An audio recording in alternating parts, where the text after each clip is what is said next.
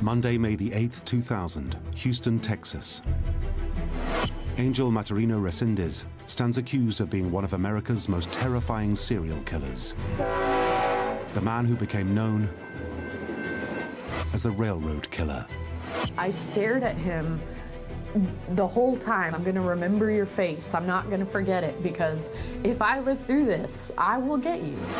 The entire country is riveted as the defense claims their client is delusional, mentally ill, and not responsible for his actions, while the prosecution seeks the ultimate punishment.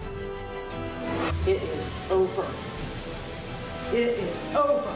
He didn't deserve to live after what he did. Is this man insane, or a cold, calculating killer? The trial will hinge on an extraordinary confrontation between the killer and his only surviving victim.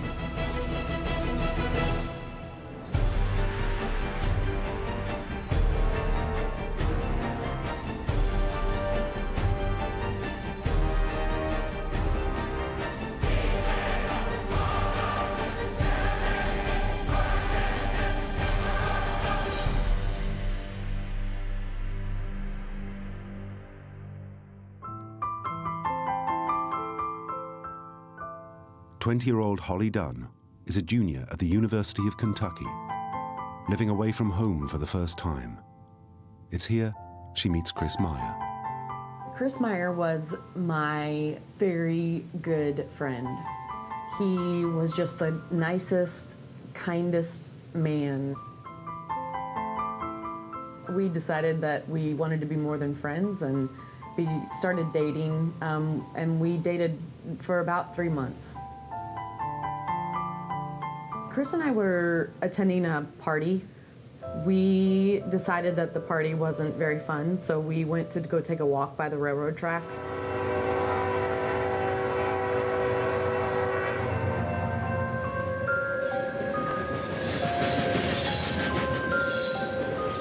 We sat down and talked for a while. And when we got up to leave, a man comes out from behind an electrical box. He actually had a weapon on Chris. It was some sort of ice pick or screwdriver or something sharp. I guess our immediate thought was he's going to rob us. That's when we realized he wants money. We start thinking, okay, well, you could have our credit cards, you can have our ATM cards, you could have our car. Then he started tying up Chris's hands behind his back. He came over to me and he took off my belt and he tied up my hands behind my back. And that's when I start thinking, okay, this man doesn't want to rob us. He takes Chris by the shirt and he pulls Chris. I can see it on Chris's face that he's in pain as he's pulling him across the rocks into the ditch beside the railroad tracks. I followed on my knees. He told us to lie down in the ditch. I stared at him the whole time. I memorized his face. I memorized he had a tattoo on his arm. He had, I was thinking, if you have any scars, I'm gonna remember your scars. I'm gonna remember your face. I'm not gonna forget it, because if I live through this, I will get you. The last thing that Chris said to me was, everything's gonna be okay.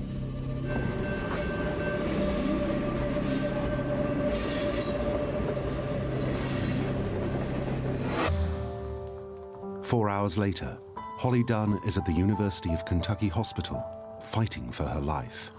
She had been raped, beaten, and left for dead. I had a broken jaw, a broken eye socket, and then large cuts in the back of my head that they had to staple shut. And then I had cuts on my face. Everyone was told not to talk about Chris to me. I just said, Chris is dead, isn't he? And my dad actually is the one that I said that to, and he was like, yes, he died. Lexington detectives visit Holly in hospital. Although still weak and traumatized, she provides a description of her attacker detailed enough for police to create a composite drawing of a man who she says had a Mexican accent. DNA from the rape is entered into a national database, but police find no match. I think that's an interesting thing. This one piece will make 52 layers. Watch on mobile devices or the big screen. All for free. No subscription required.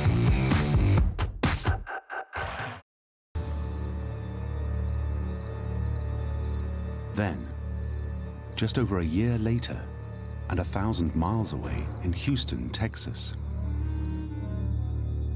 39-year-old mother of two, Dr. Claudia Benton, is asleep at home a few days before Christmas.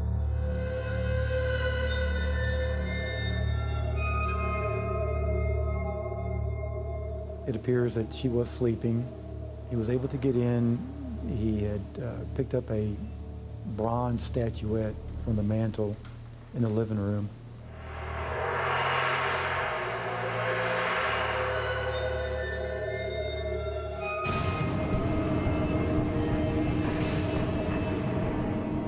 He was relentless in beating her. The skull fractures themselves would have killed her. He then stabbed her 3 times in the back with a very large butcher knife. Dr. Benton was raped as she lay dead or dying. Her house was right next to the railroad. A train came by, and when that train came by, I could not hear myself think. It was so loud. I said, what a perfect cover for someone to get in the house without being heard. This time, fingerprints as well as DNA are recovered from the crime scene. The prints are a match to a career criminal, Rafael Reséndiz Ramirez. But detectives discover this is just one in a string of aliases. His real name is Ángel Maturino Reséndiz, a Mexican itinerant with a prior record of arrests for minor felonies stretching back more than 20 years. I think his first arrest was when he was 16 or 17 years old, and I believe that he got a separate FBI number from a 1995 arrest in California. He was caught in a railway area with a pistol. At this point, no one links the murder of Claudia Benton to the attack on Holly Dunn and Chris Meyer in Kentucky.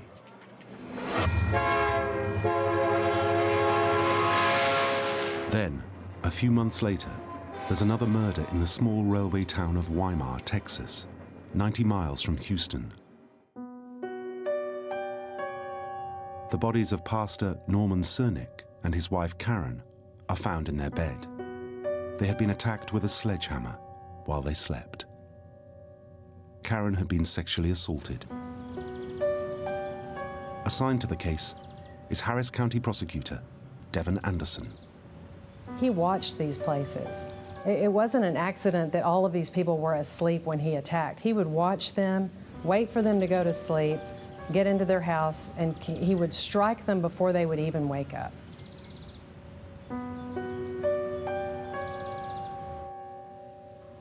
I thought, we have got to catch this guy. Norman and Karen Cernick, like Claudia Benton, lived right next to the railroad. Detectives don't think it's a coincidence. They contact other police forces searching for similar crimes and soon hear from Kentucky police. The DNA from the attack on Holly Dunn and Chris Meyer matches that from the Texas murders. This is a crucial breakthrough. With 4 murders in 2 states, the authorities realize they're dealing with a highly mobile serial killer. That's when we knew that this was a person who had been killing and was going to continue to kill. With matching DNA, fingerprints, and Holly Dunn's description of her attacker, police are confident Reséndiz is their man. Real dangerous. Very dangerous, a real violent person. We need to get him off the streets. The FBI, Texas Rangers, and Texas State Police join forces in the hunt. They suspect Reséndiz is traveling from one brutal killing to the next by rail, stowing away on freight trains to escape detection. He could be anywhere. He could be in Canada, definitely easily back in Mexico. And we just had no clue whatsoever. There were officers on horseback, helicopters in the air, and just searched the yards, looking at all the trains passing by. If there were people spotted on trains, trains would be stopped. It's a search made even more difficult because Reséndiz constantly alters his appearance. Everybody was scared. People were seeing him everywhere.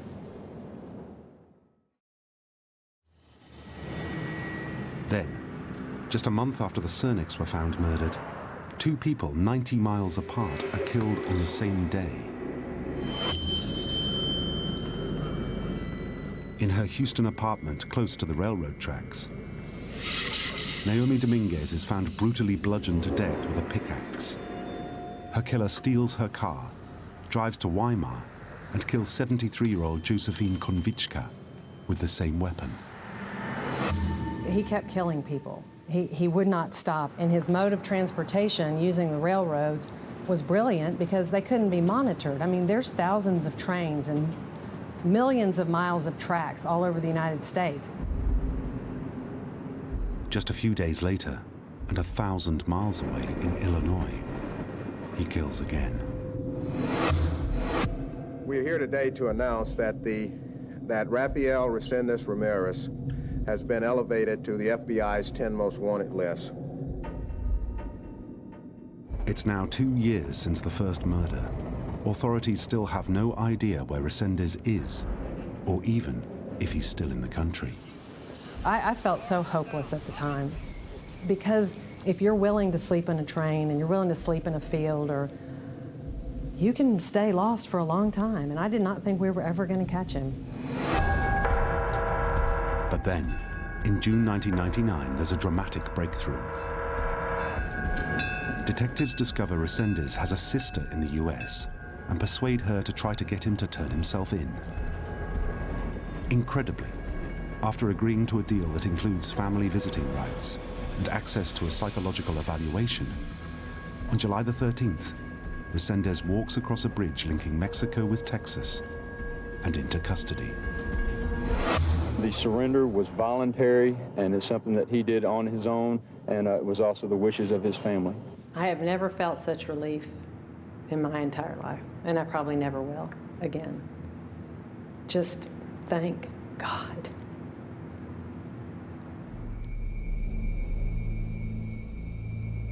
When Holly Dunn sees the news about her attacker's arrest, the memory comes flooding back.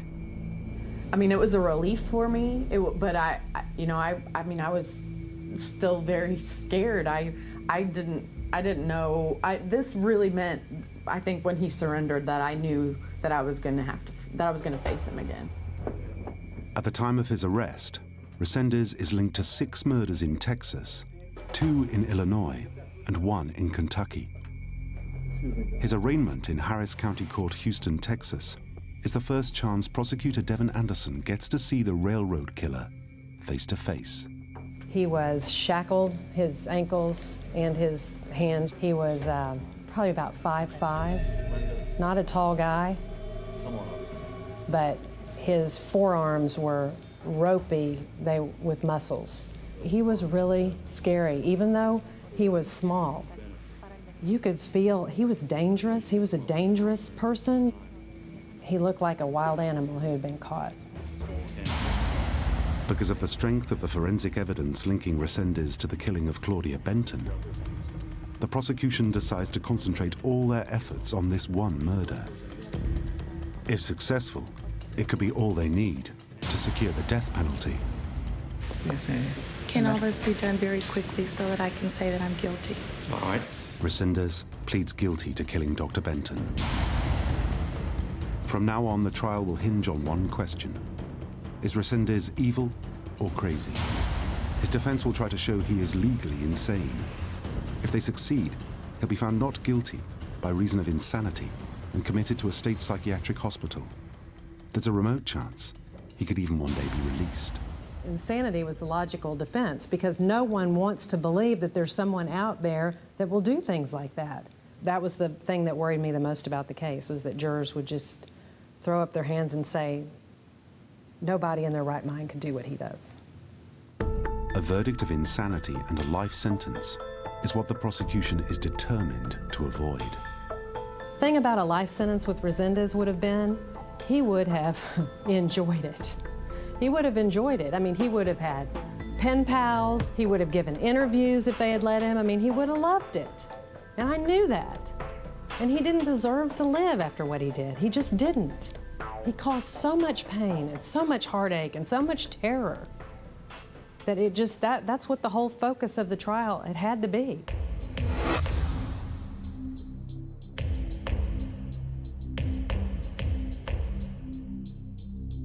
The defense lays out their case, painting a picture of a madman. Their psychiatrists say Reséndiz has paranoid schizophrenia resulting from head injuries, drug abuse, and a family history of mental illness. They say he has a delusional perception of the world and believes he can cause earthquakes, floods, and explosions, and that God told him to kill his victims, whom he believed to be evil. The defense experts based their opinion on what he told them about how he was feeling at the time of the capital murder. We, on the other hand, looked at it as what actions did he take that showed he knew what he was doing was wrong. When it's the prosecution's turn, they must produce evidence that Reséndiz wasn't insane, but a cold, calculating murderer. To do this, they pick apart every detail of his crimes. They show how he used the railroad so effectively to move around and evade capture. They suggest he stole items from his victims not to keep as bizarre trophies, but so that he could sell them. He made a living off stealing people's things and having his wife sell them in Mexico. That was his job. And then his recreation was killing the people who lived in the house. They present evidence of his meticulous methodology, how he carefully selected his victims, sneaking up on them when they were most vulnerable. After killing Naomi Dominguez and stealing her car and driving it up to Mrs. Konvichka's house, he undid the light in her car so when he opened the door, it wouldn't come on. That's who we were dealing with, someone who really knew how to sneak around, who really knew how to avoid detection. And the prosecution had one very enlightening witness. The best piece of evidence we had for his sanity was a prisoner from Florida who spent a lot of time with him in the law library researching the issue of insanity and helping other inmates raise that issue in their cases. So to me, it was like this when the defense experts would start talking. He was a very intelligent person who worked the system and knew exactly what kinds of things to say to get that defense to work.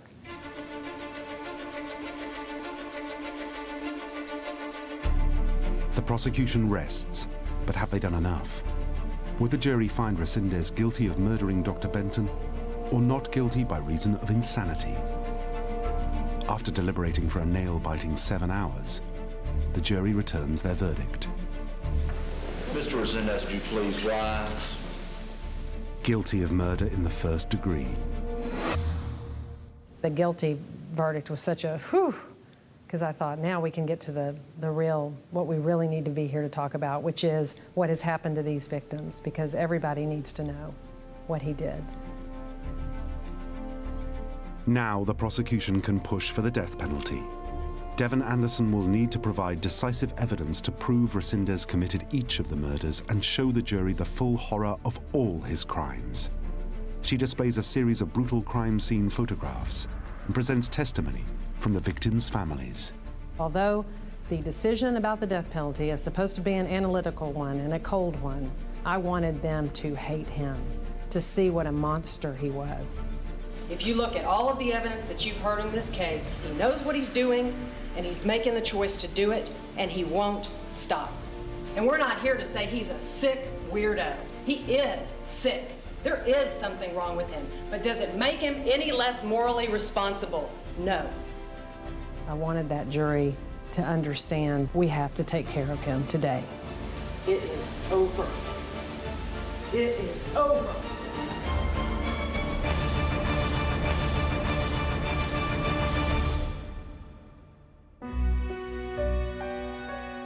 But there's one final witness who needs to appear. 3 years after she was attacked, it's Holly Dunn's turn to testify as the only surviving victim. I was in the hotel in Houston with my family, and I woke up screaming and crying. I was so scared to face him again. I just didn't think that I could do it.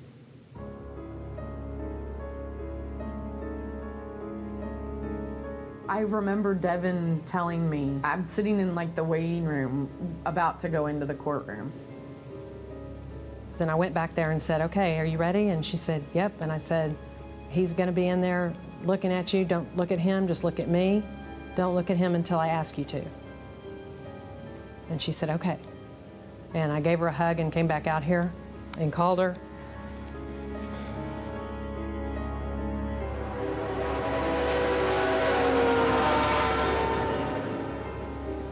When I went into the courtroom, I sat down in the chair to testify. I did not look at him. I was looking straight at Devin. I remember the very first question that Devin asked me was something like, what did you do last weekend? I was really excited to say, I graduated from college. To me, I was saying to him, you didn't destroy me. I just graduated from college. And then I went into the details of that night.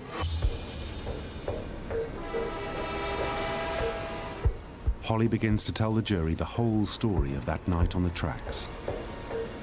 Chris had said, run if you can, and I couldn't get my legs untied, so I couldn't run.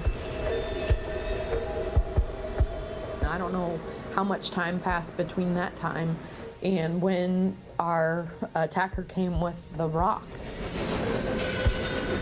There was no warning. He drops this rock on Chris's head.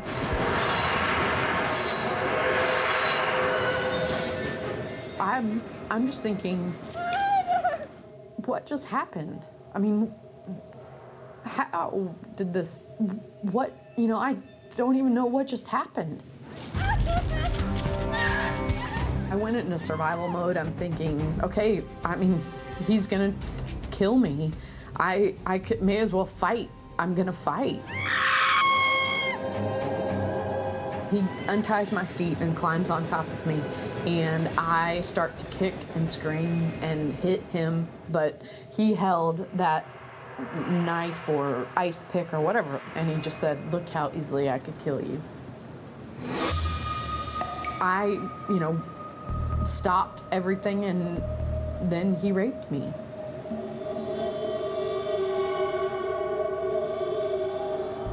And Reséndiz had no intention of leaving a witness. He hit me 5 or 6 times in my face. I think I put my hand up and then I turned over, and then he hit me 5 or 6 times in the back of my head. He hit me hard. He was trying to kill me. I think I laid there and he thought I was dead.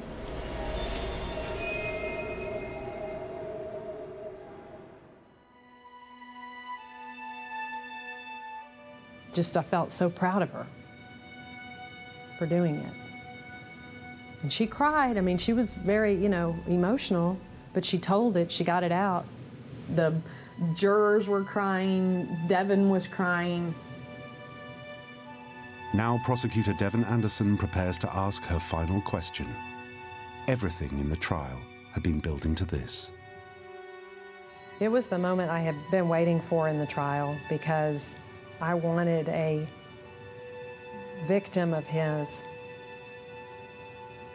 to face him down, because no one else could. And then they say, could you please tell us what he's wearing? And so at this moment, I knew I was going to have to look at him. So I look at him and I, point to him and I say, he's wearing a white button-down shirt. And as I'm saying that, I feel my hearing going into my head, I get really hot, and I feel like I'm about to faint. And she looked him in the eye and she identified him. And it was a great moment. It's a great moment because she got to call him out. For all those other people sitting in the courtroom and for all those other people who were dead, she got to call him out. It was great.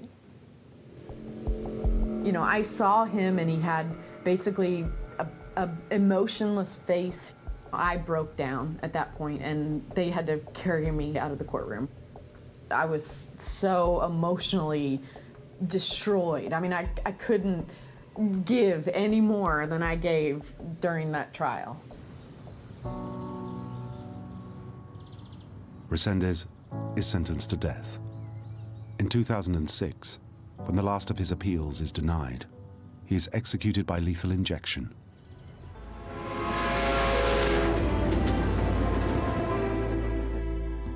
Today, Holly Dunn runs Holly's House, an organization that helps victims of violent crime. It happened and I have to live with it for the rest of my life.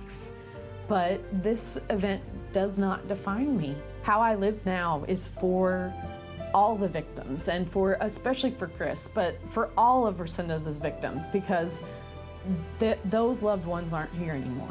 I've been given a second chance and I want to live life to the fullest.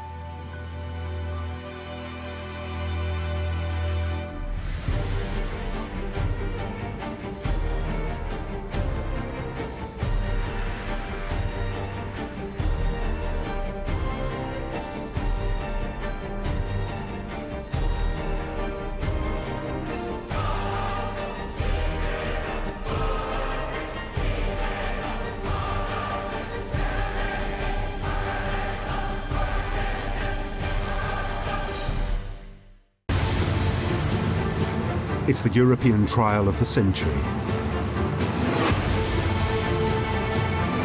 6 young girls vanish without a trace, snatched from their families. They are raped, tortured, and locked in a cage. It's unbelievable how someone can think that you can leave a human being, even two, in such a tiny place. The crimes were so horrific, they sent the country of Belgium reeling into national mourning, which erupts into fury over revelations of how police bungled the investigation. It was possible to save killing children, to save 4 children who are dead now. Grieving families lead the nation in a fight to find the truth in the trial of Marc Dutroux.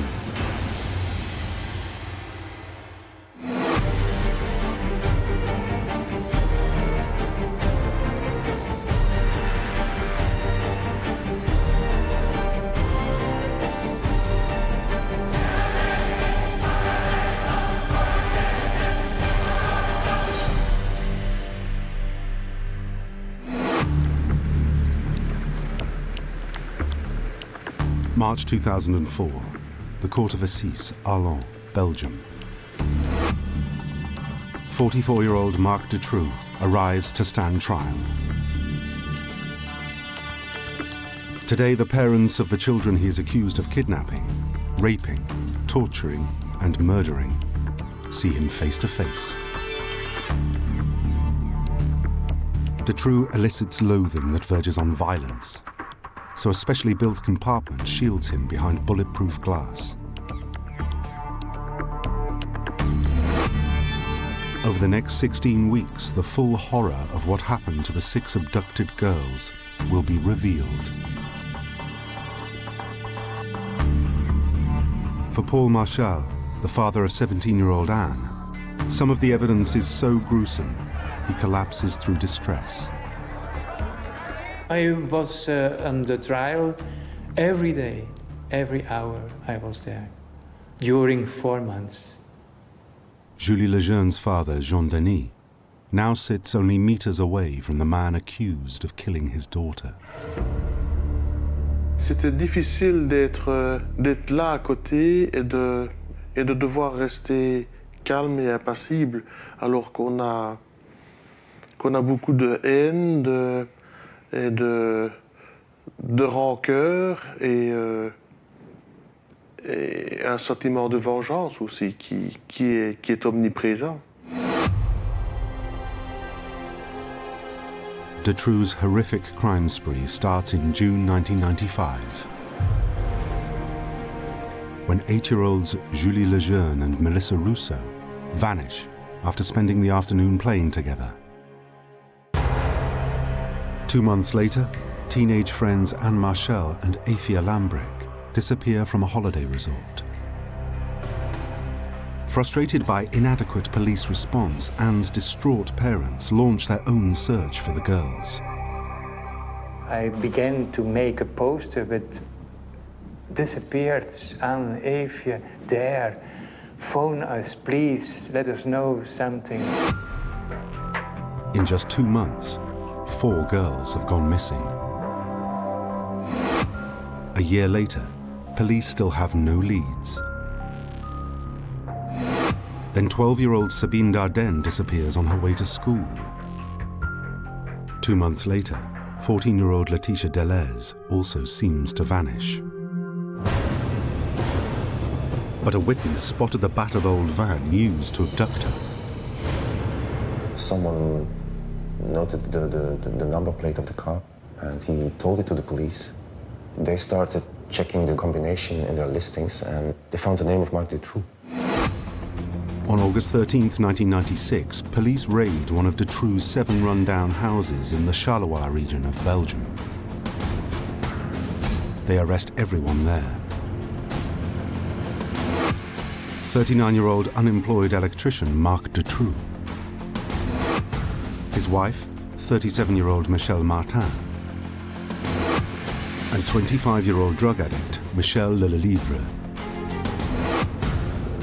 2 days later, after listening to a flurry of phone calls Dutroux received the night Laetitia went missing, police arrest 55-year-old businessman Michel Nioul. After 48 hours of questioning, Dutroux breaks and leads police to his house in Marcinelle.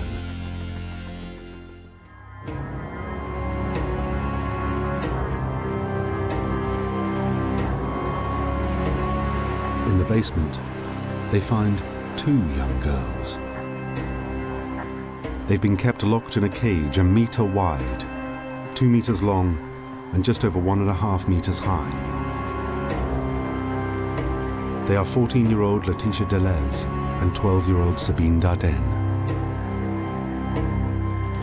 Laetitia had been in the cage for almost a week. Sabine had been there for nearly 3 months.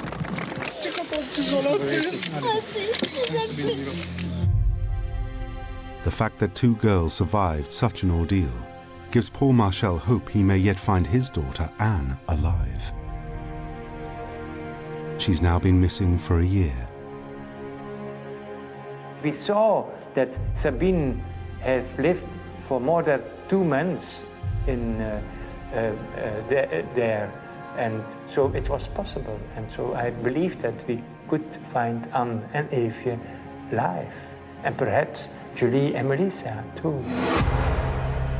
But Paul's hopes are dashed when Dutroux leads police to the graves of other kidnapped girls. In the garden of his house in Salle-la-Buissière, police uncover the remains of Julie Lejeune and Melissa Rousseau.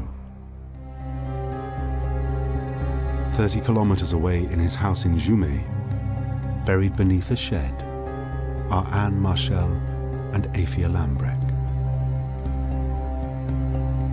At that moment, it was a sort of release that we found Anne and Afia. Alive or dead, it helps that you can find them.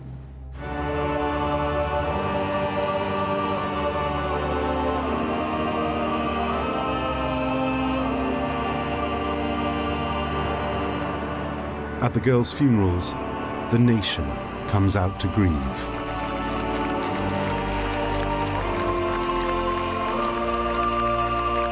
It's not normal to lose a child. It's normal that you lose your father or your mother because they are older and everyone must go someday, but not the child. To many, it seems God has deserted his children. Et toutes les prières, où sont-elles allées? Et toutes les bougies qu'on a fait brûler, ça a servi à quoi? Les réunions de prière, les pèlerinages, est-ce que le bon Dieu est sourd? Non. Ce n'est pas blasphème que de crier ainsi.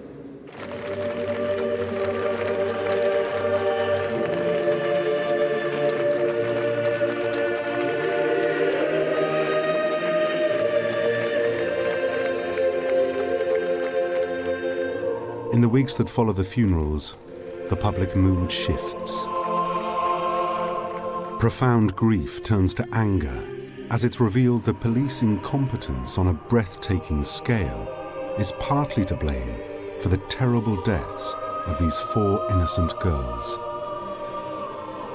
Marc Dutroux était bien connu des services de l'ordre. Il faut savoir que déjà depuis 1981, année où il a connu sa femme Michel Martin, il pratiquait déjà de la sorte, c'est-à-dire enlèvement, viol d'enfants, viol de femmes, de jeunes filles. Et c'est Michel Martin qui filmait les viols de son mari. Dutroux was released in 1987 after serving just 6 of his 13-year sentence for kidnapping and raping children. In fact, the police had placed him under surveillance 2 weeks after the disappearance of the first 2 girls, Julie and Melissa. They put a camera in front of his house. They followed him during several weeks. And the incredible thing is that during this operation, he kidnapped 2 other girls, Anne and Evie. But they didn't, for some strange reason, they didn't notice. Evie tried to escape.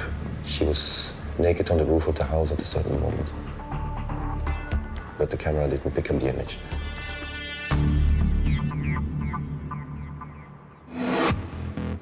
What's more, Dutroux's mother had sent a letter to police stating that 2 teenagers were being kept in a cage in her son's basement.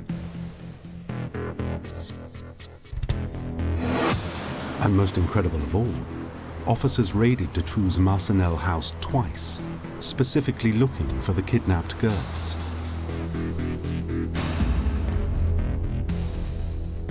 In a particularly cruel twist, while searching the cellar, officers heard girls' voices on the other side of the wall, but left without investigating further.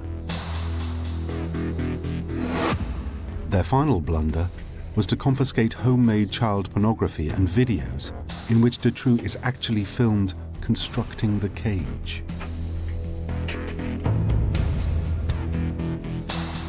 They never watched the tapes. Moi, j'ai difficile à croire ça. C'est pas possible qu'il y ait que des incompétents et que les incompétents ont travaillé dans notre affaire. Most of the Belgian people agree with Jean-Denis. Rumors of a police cover-up start to circulate. They are reinforced when Marc Dutroux presents his defense. He claims he didn't act alone and is part of a paedophile network with high-level government connections. A network is when several people together do a handle in abusing, violating children for money, for a lot of money. And I'm sure that it exists. Now, an important new player enters the scene.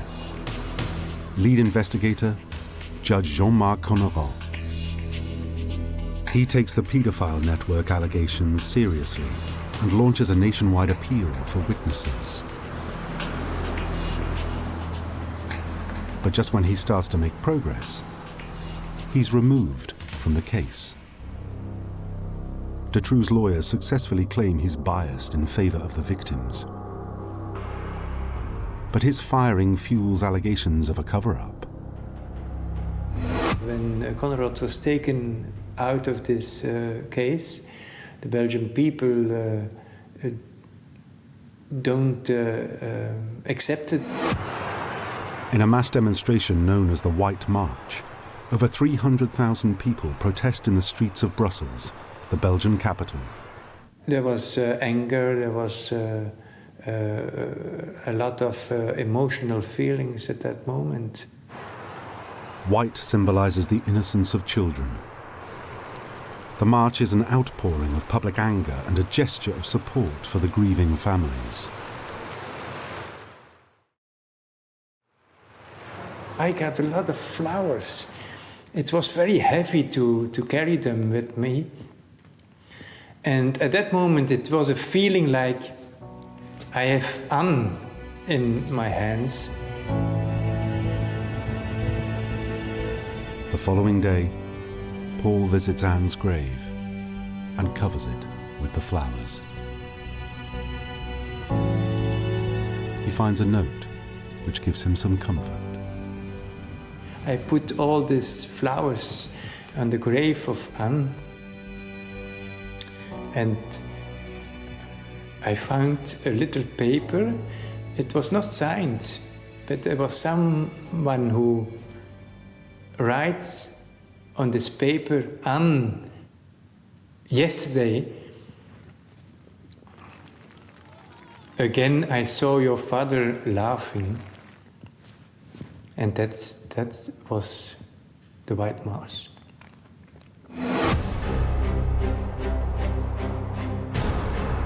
Despite the public outcry over the case, it's not until 2004, 7 years later, that Marc Dutroux is brought to trial. The 47-year-old is charged with conspiracy, kidnapping, rape, and murder. His now ex-wife, 44-year-old Michelle Martin, is charged with conspiracy, kidnapping, and rape. Michel Lelièvre, 32, is charged with conspiracy, kidnapping, and rape. 62-year-old businessman Michel Nioul is charged with kidnapping, drug dealing, human trafficking, and conspiracy. The 3 co-defendants deny all charges. Dutroux admits to abduction and rape, but pleads not guilty to all murder charges. The court first hears the traumatic account of how 8-year-old friends Julie Lejeune and Melissa Rousseau were kidnapped and for 8 months kept in a cage in Dutroux's basement. You couldn't stand up. It was like that big, that high. You wouldn't even put a dog in such a tiny place. In November 1995, Marc Dutroux was sent to jail for car theft. The 2 imprisoned little girls were left in the hands of Dutroux's then wife, Michelle Martin. Marc Dutroux is in jail, and the kids are alone in that house, in this cage. And at that moment, as far as we know, he asks his wife, Michelle Martin, to bring them food. By the time Dutroux is released 4 months later, Julie and Melissa are starving to death, barely clinging to life. As far as we know, when Marc Dutroux comes out of jail, the boat is still alive. But they die on the same day, and he buries them in Sarre-la-Buissière. Michelle Martin confesses that she brought food to the house for her dogs, but she didn't feed the children.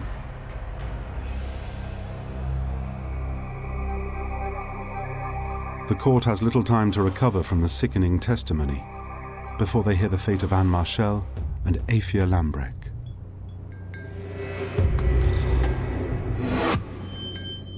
The 2 teenagers were kept in Dutroux's house in Marcinelle for about 10 days, where they were repeatedly raped. Then they were driven 30 kilometers to Jumet in the north of Charleroi. They've been given medication to sleep, and then they've been buried. They have been buried alive. The explanation of Marc Dutroux was, after all, we discovered that they were too old for what we were looking for. There is no let-up in the horror.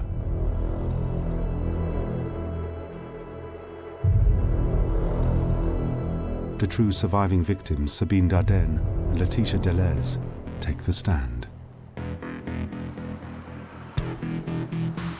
Laetitia was locked in the cage for 6 days. She recounts how she was led up from the cellar, chained to a bed, and raped.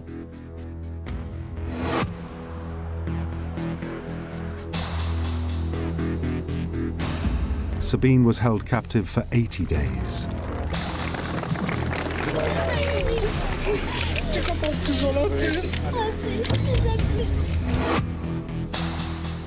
Her testimony reveals how Dutroux tortured her psychologically as well as physically. Sabine kept a diary. He made her believe that this was a case of money, that her family had to pay for her, but that the family didn't answer his letters, that nobody cared about her except he. Marc Dutroux also made her think that when he abused her, that it's some kind of payment she had to do. He put all the responsibility on this little girl. 12-year-old Sabine wrote letters to her family, which were read to the court. In them, she describes what she calls the room of agony, where Dutroux took pornographic photos and raped her. When cross-examined about the paedophile network, she says she was only ever abused by Marc Dutroux. Sabine Dardenne has never seen anybody else except Marc Dutroux. So she's the biggest opponent of all these theories about pedophile rings. She says, I haven't seen anything of it, and there's nobody who's been closer than her. Before Sabine and Laetitia can leave the trial behind, there is a final ordeal to overcome.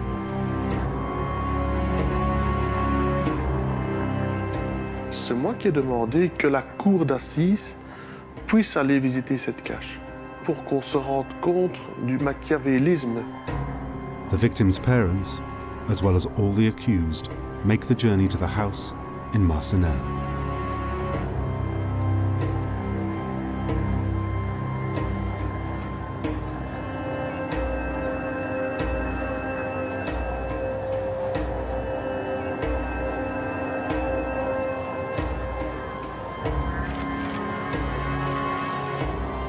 They see firsthand the room of agony.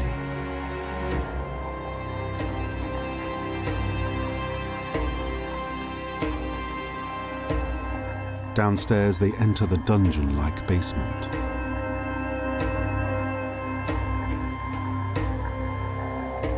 It has never been heated, and it's cold and damp. This is the removable wall which hid the cage. Now off its hinges, the hollow space behind is accessible and brightly lit for the court.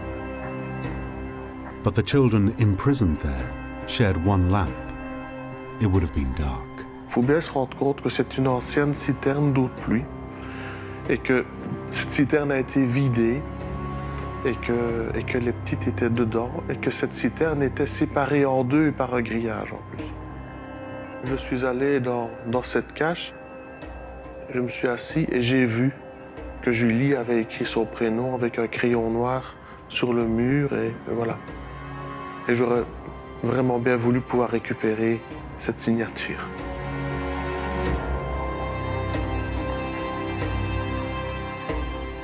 This is where Julie and Melissa starved to death.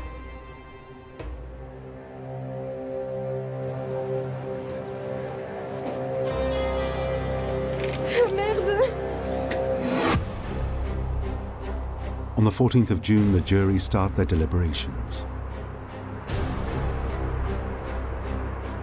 It takes 4 days for them to return a verdict.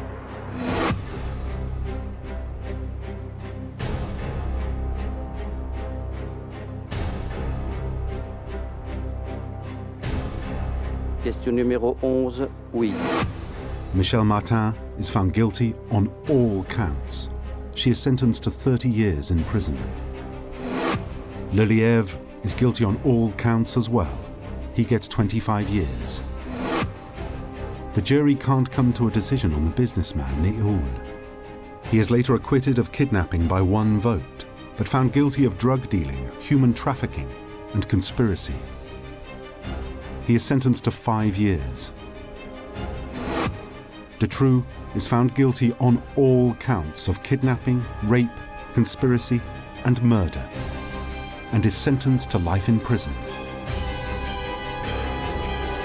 He's to be kept at the government's disposition, which means they can choose never to release him.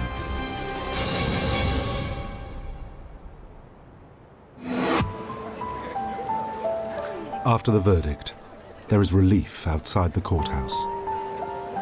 For Betty and Paul Marchal, it's been a long time coming. After almost 9 years, but now I'm feeling better, much better. For the 2 young women who survived Dutroux's dungeon, the verdict brings justice, but it cannot end their suffering. Libérée d'un poids, je dirais pas ça parce que je vais quand même vivre avec encore des années. I wouldn't say that it has lifted the weight off my shoulders, because I will have to live with the memory for many years to come. But at least I've been listened to. I was heard. And now I will get on with my life as before. It's done now.